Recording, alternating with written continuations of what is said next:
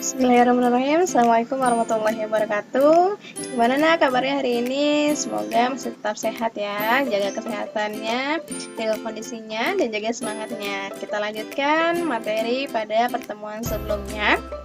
Kemarin kita membahas tentang sifat-sifat logaritma, tapi belum tuntas ya. Kemarin kalau tidak salah baru sampai sifat yang kelima. Kita lanjutkan lagi untuk sifat-sifat ke-6, 7, dan 8. Mohon disimak dengan baik.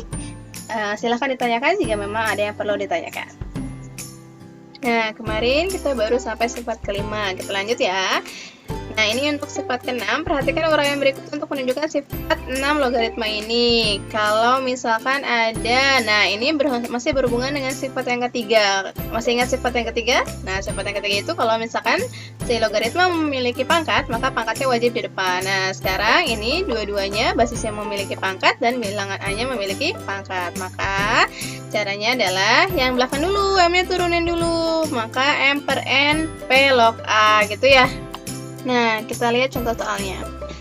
Hitunglah 8 log 16. Sekarang kita ubah. 8 itu adalah 2 pangkat 3. Log 16 itu adalah 2 pangkat 4. Tadi rumusnya adalah A pangkat N log B pangkat M. Maka pangkat yang ada di belakang dulu, jadinya M per N A log B. Gitu ya. Berarti ini siapa yang jadi M? M-nya adalah 4. 4 per N-nya adalah 3. Jadi 4 per 3 dikali 2 log 2. Nah, kemarin masih ingat kalau sama 2 log 2, 3 log 3 itu nilainya adalah 1. Berarti ini 4 per 3 dikali 1. Hasilnya adalah 4 per 3. Gitu ya. Nah, kita lihat untuk contoh yang kedua. Jika 3 log 5 itu adalah A, hitunglah 25 log 27. Berarti kita uraikan dulu 25 dan 27-nya. 25 itu adalah 5 pangkat 2 log 27 adalah 3 pangkat 3. Berarti yang pertama ditulis adalah 3 dulu. 3 per 2 5 log 3. Nah, sekarang kita balik lagi ke soalnya. Di soal ternyata punyanya 3 log 5. Itu nilainya sama dengan A.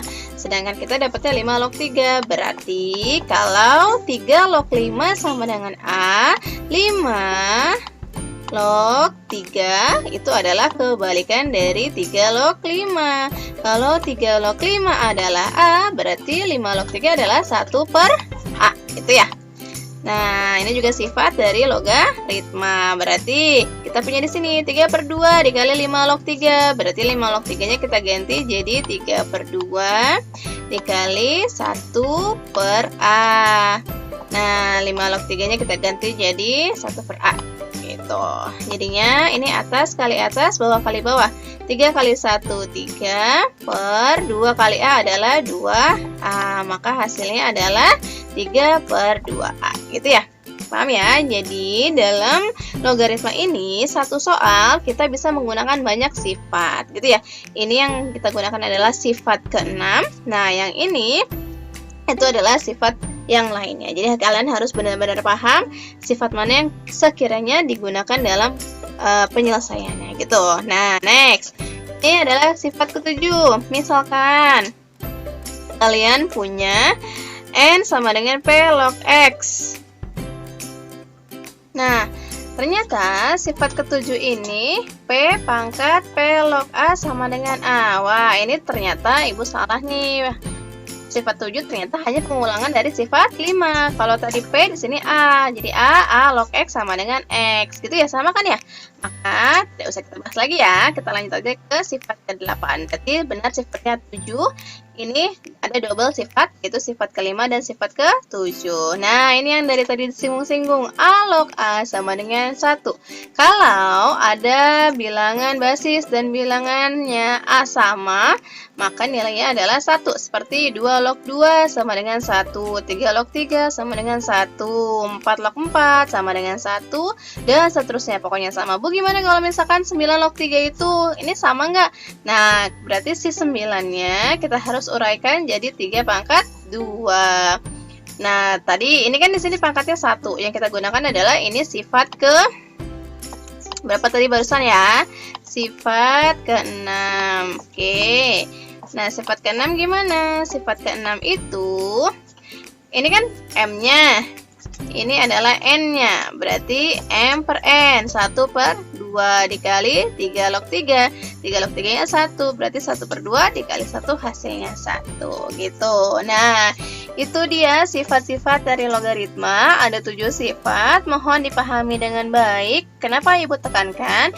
Karena kalau kalian tidak paham akan sifat-sifatnya, maka kalian akan kesulitan dalam menyelesaikan permasalahan. Karena seperti contoh soal yang tadi, satu soal itu bisa menggunakan 2 atau lebih sifat dari logaritma itu sendiri gitu. Jadi kalian harus paham kira-kira sifat mana yang akan digunakan untuk menyelesaikan permasalahan yang kalian miliki gitu ya. Kalian bisa latihan soal di internet, boleh mengerjakan latihan Ibu itu wajib, kemudian bisa cari sumber manapun yang lain dari buku, dari internet. Nah, itu bisa kalian cari contoh soalnya karena lumayan luas contoh soalnya, tinggal nanti pengaplikasian sifat yang sudah kalian milikinya seperti apa gitu ya.